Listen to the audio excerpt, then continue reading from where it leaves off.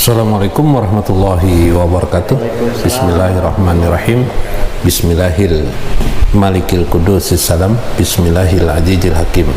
Wassalatu wassalam ala sayyidina wa nabina Muhammad wa ala alihi wa sahbihi ajmain.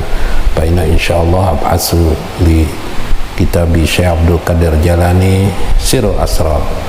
InsyaAllah wa nafa'ana bihi wa ulumihi biddarain. Mudah-mudahan Allah memberikan manfaat kita melewati ilmu beliau, pengetahuan beliau, memberikan berkah kepada kehidupan kita, dan pada akhirnya kita memasuki suatu era kematian kita, yang kematian itu diharapkan kita kembali dalam keadaan yang suci sebagaimana kita diadakan dan diciptakan. Fitratullahil lati fatara nasa 'alaiha la tabdila li khalqillah. Semoga kita tetap kepada fitrah yang suci, bagaimana hidup ini supaya kita tetap pada posisi bukan ruhan jasmanian tetapi ruhani, dalam keadaan kita menggunakan ruh kita sebenar-benarnya, agar hawa nafsu kita lawan keadaan-keadaan yang menjadikan mengotori ruh kita, diri kita ini, sehingga kita menjadi kembali dalam diri yang mutmainah, diri yang tenang, yang Allah tetapkan dia sebagai ruh yang bernama diri, yang diri itu kembali di haribaan Allah dalam ridho Allah subhanahu wa ta'ala. Amin ya rabbal alamin. Kemarin sebelumnya sudah kita sampaikan bagaimana Tuan Syekh Abdul Qadir Jalani mengajarkan agar kita mendawamkan sering-sering kali kita menzikirkan secara sautan, secara suara sadidan yang keras, ya, suara yang keras menzikirkan kepada kita. Misalnya kita melatih diri pada saat-saat tertentu, kalimat la ilaha illallah, la ilaha illallah kita dengungkan dalam pikiran kita, jiwa kita, ruh kita melewati lisan kita. Itu diantara adab-adab zikir. Wa yazkara bidarbin syadidin, ya, dengan suatu hentakan yang keras kalau bisa, ya, syadidin wasautin qawiyin, dengan suara yang keras, yang suara yang besar, hatta yahsula anwaral cikri fi bawatini zakirin, sehingga sampailah kita kepada pintu mendapatkan cahaya zikir. Nah, sehingga Nabi SAW mengatakan, man akhiru kalamihi la ilaha illallah, man kana akhiru kalamihi la ilaha illallah daqalal jannah. Barang siapa yang akhir dari ucapannya mengucap la ilaha illallah daqalal jannah, dia masuk surga. Ini sebuah gambaran penjahiran zikir itu ada, ya, supaya kita bagaimana dengan pertanyaan orang bagaimana agar mati kita menghadapi kematian itu mudah. Karena memang Nabi mengatakan lebih dari 300 kali bacokan pedang, ya. Begitu sakitnya kematian itu bila datang kepada manusia, kecuali ila rahmatillah, kecuali ke orang-orang yang diberikan Allah rahmatnya. Maka mudah-mudahan rahmat itu ada. Cara agar rahmat itu diperoleh, Nabi menganjurkan untuk berzikir, mentalkin diri la ilaha illallah di akhir kematian. Timbul persoalan, apakah akhir dari kematian itu bisa dilakukan oleh semua orang? Ternyata jawabannya tidak. Ada juga banyak orang yang di akhir hidupnya tidak bisa mengucap la ilaha illallah. Bagaimana supaya itu bisa terjadi? Bagaimana keadaan itu? Contohnya dalam kitab Tantiqul Qaul tentang Alqamah, ya, seorang sahabat Nabi yang ternyata dia tidak bisa menyenangkan ibunya, sehingga akhir dari kematiannya tidak bisa menyebut la ilaha illallah. Imam Nawawi mengisahkan tentang sebuah hadis Nabi SAW yang akhirnya Rasulullah SAW ingin membakar sahabatnya itu dengan bakar api, lalu terkejutlah ibunya, lalu akhirnya ibunya meredoi sang anak itu supaya bahwa apapun kejengkelannya terhadap anak itu dimaafkannya. Maka setelah itu Alqamah sahabat ini dapat mengucap kalimat la ilallah fi akhiri hayatihi, pada akhir hidupnya. Subhanallah. Ini sebuah cara, metode di dalam riwayat bahwa agar kita ini hidup supaya baik, bagaimana kita memelihara bakti kita kepada orang tua, bagaimana kita memelihara bakti kita kepada Allah Subhanahu wa taala dengan ketaatan kita, bagaimana kita mengikuti perintah-perintah Allah dan menjauhi larangan, itu sebegitu penting untuk tujuan agar di akhir hayat kita bisa mengucap kalimat la ilaha illallah. Bahkan sampai sebegitu luar biasanya Nabi mengajarkan lakinu mautakum la ilaha illallah, ya. Talkinkan diri kalian, ya, pada hadrah kematian itu, nah, baik saat kita hendak meninggal maupun tidak. Bahkan orang lain disuruh Nabi untuk mengajarkan, mentalkinkan agar diri ini ingat tentang la ilaha illallah. Jadi kalau kanan kiri Anda mentalkinkan la ilaha illallah, la ilaha illallah, Anda menjadi ingat bahwa kalimat la ilaha illallah itu perlu dibaca, lalu Anda pun mengulang kalimat la ilaha illallah. Nah, kata Tuhan saya, bagaimana jika kalimat la ilaha illallah itu sudah Anda biasakan di dalam hidup Anda, dalam hidup hari-hari mentalkinkannya sampai menjadi tahsilul hatta tahsula anwar zikri, sampai tercipta cahaya zikir itu, cahaya kalimat la ilaha illallah itu dalam diri Anda. Subhanallah, la ilaha illallah, sehingga pada akhir hayat secara otomatis Anda akan mengucapkan kalimat la ilaha illallah. Subhanallah, ini penting sekali. Lalu timbul lagi pertanyaan, kenapa dakhalal jannah mengucap itu? Karena itu sesuatu yang sangat berat sesungguhnya. Tidak semua orang bisa mengucap kalimat la ilaha illallah Muhammadur Rasulullah pada akhir hayat mereka. Tidak semua. Nah, ada juga yang bertanya bahwa bagaimana keadaan diri kita disiksa pada alam barzah. Nah, bagaimana siksaan itu bisa terjadi? Nah, apakah mungkin? Apakah ada dalil-dalil terhadap demikian itu? Sesungguhnya dalil-dalil itu ada di dalam Al-Quran secara tersirat dan secara tersurat di dalam hadis-hadis Nabi sangat banyak sekali. Beberapa ulama-ulama mengarang kitab mereka tentang ajab kubur, ya, tentang keadaan barzah, ya, bagaimana keadaan barzah dan ruh mereka atau diri mereka di alam barzah itu. Salah satu kitab yang disebut dengan kitab Ar-Ruh oleh Syekh Ibnu Al-Qayyim, Syekh Ibnu Qayyim Al-Jauzi, beliau mengatakannya tentang tentang orang-orang yang mulhid, ya, ma jawabana lil mulahadati wa junadihqah, yaitu orang-orang ateis dan orang-orang jindik, ya, serta ahli bid'ah dan orang-orang ahli bid'ah, seringkali al-munkirina li azabil qabri, mereka mengingkari tentang azab kubur itu. Siapa yang disiksa itu? Diri kita. Nanti kita akan jelaskan, kita sampaikan dulu pendapat beliau tentang masalah ini sampai beberapa episode, ya, beberapa kalimat beliau, ya. Qalu, orang-orang ateis dan mulhid itu dan orang-orang jindik, orang-orang ateis dan orang-orang jindik, orang ahli bid'ah, mereka berkata, terutama orang-orang ateis dan orang-orang jindik, ya, fa inna, ya, naqsipul qabr fala nazada fihi malaikah, amian soman yadribunal mautah, kami sudah membuka kubur kami sudah menggali kubur, kata orang-orang ateis, kata orang-orang tidak percaya tentang Tuhan, orang-orang jindik, kami sudah membuka kubur kami sudah membuka kubur-kubur yang ada itu.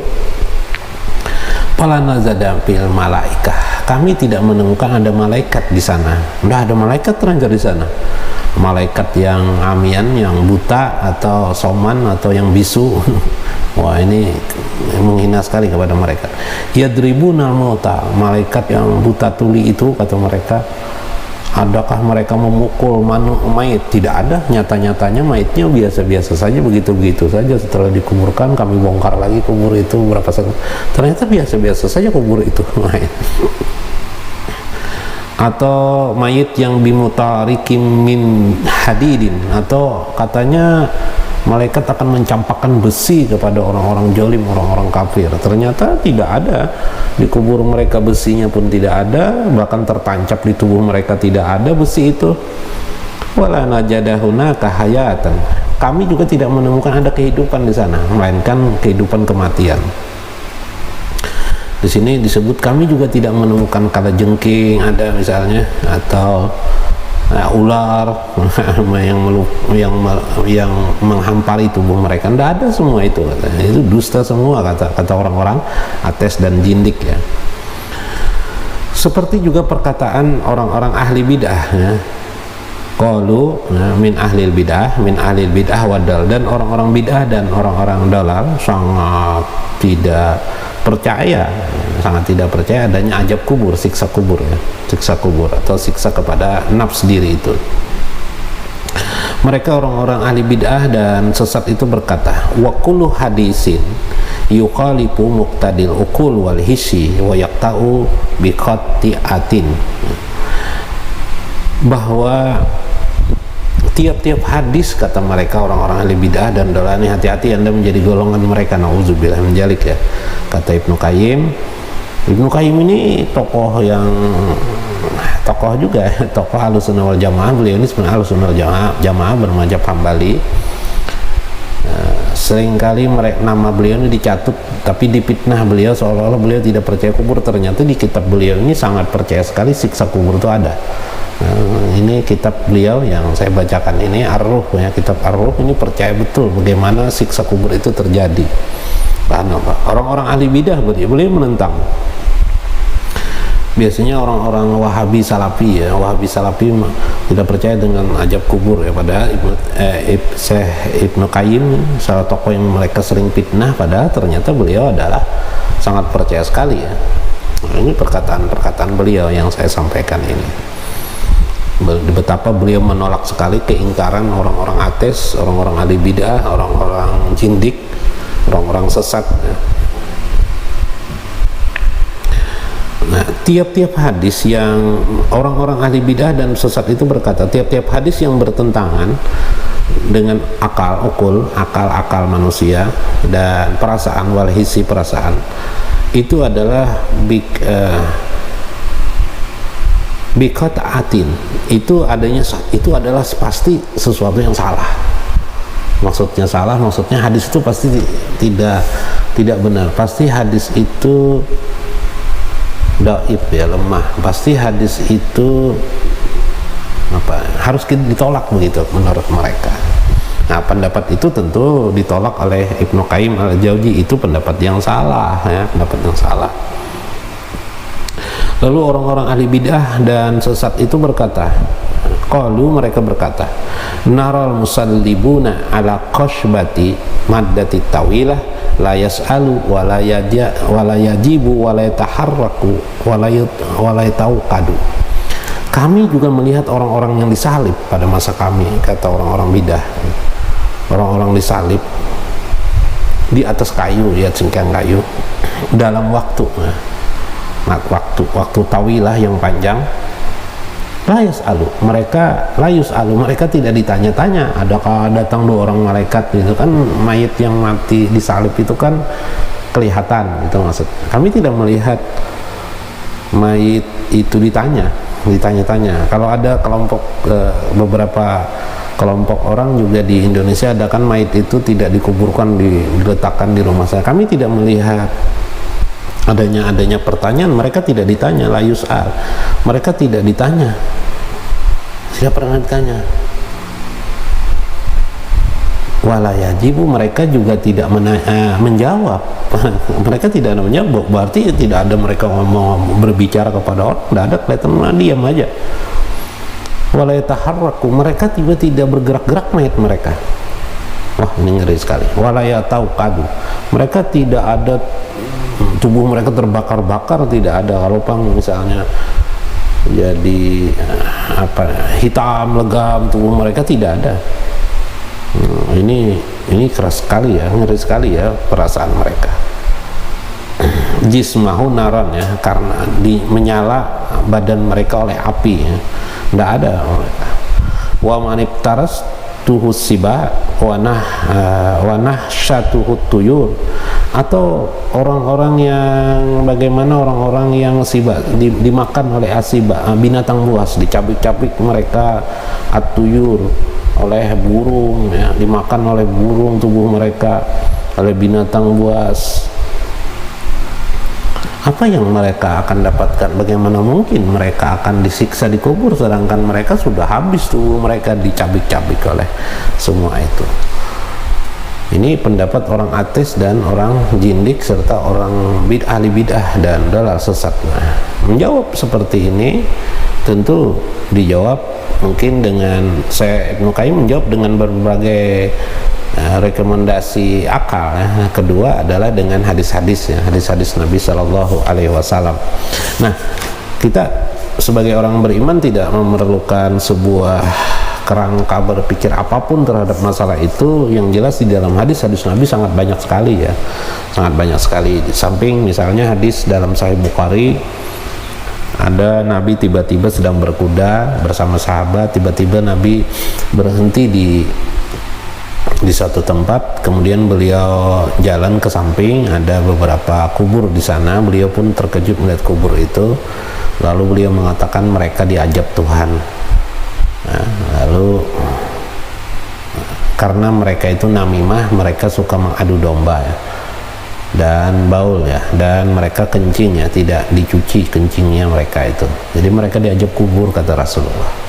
Lalu Rasulullah mengambil pelepah kurma dan berdoa agar dengan pelepah kurma itu dilindungi, dinaungi mereka daripada ajab kubur. Ini sebuah hadis yang sahih ya. Dalam hadis Sahihain juga disebutkan, ya, supaya kita yakin bahwa siksa kubur itu ada. Kalau tidak yakin tidak apa-apa, terserah aja ya.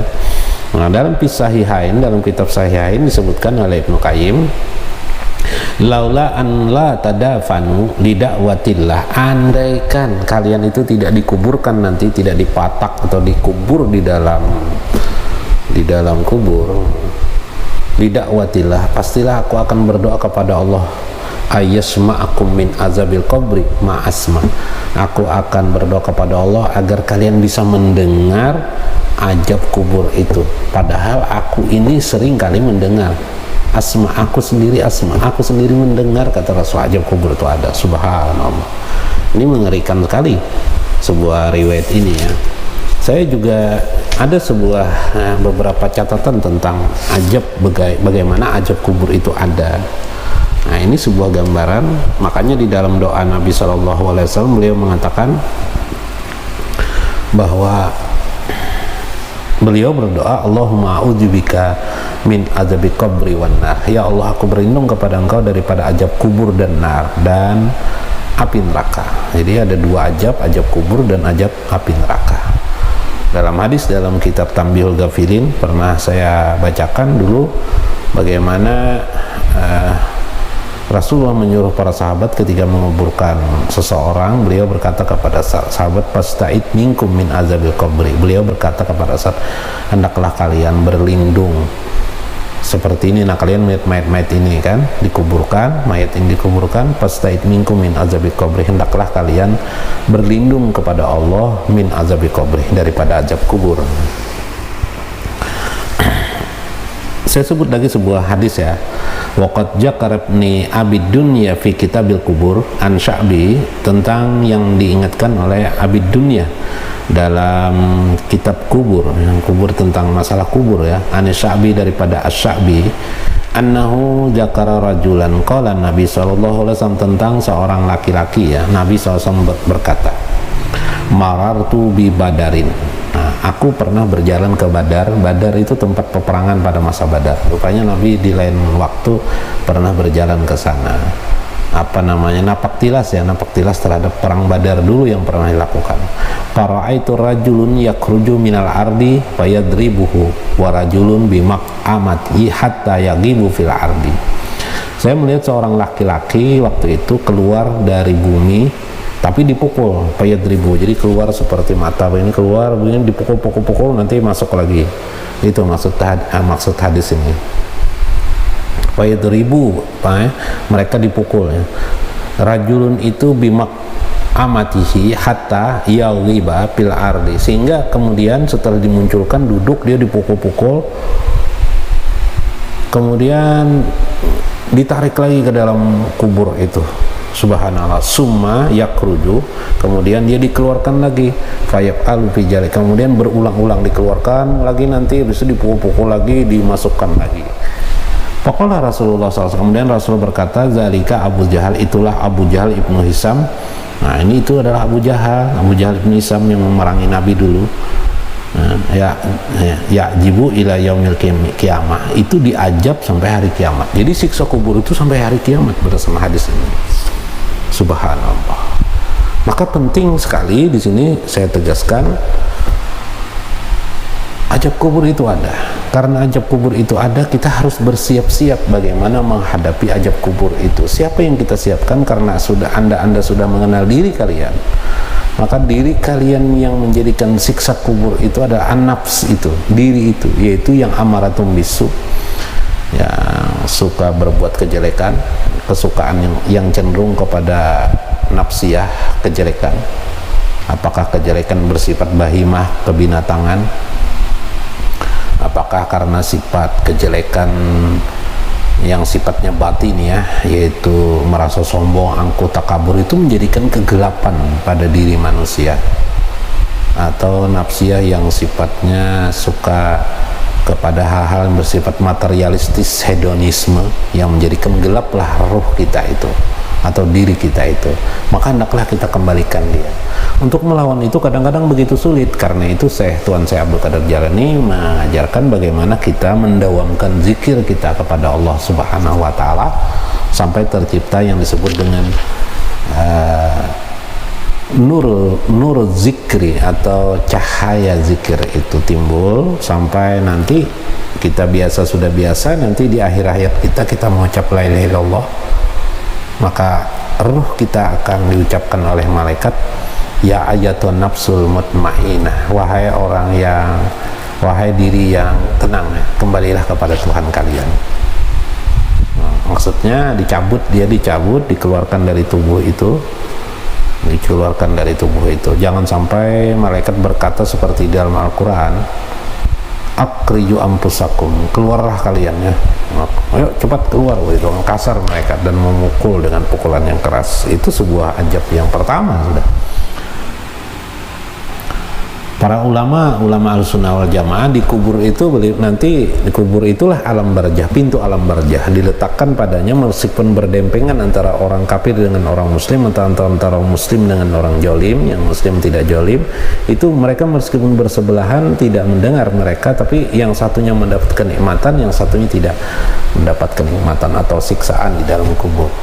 Karena itu beruntunglah orang-orang yang selalu sabilillah, berjalan Allah, selalu hidup mereka mengingat Allah, beramal-amal soleh.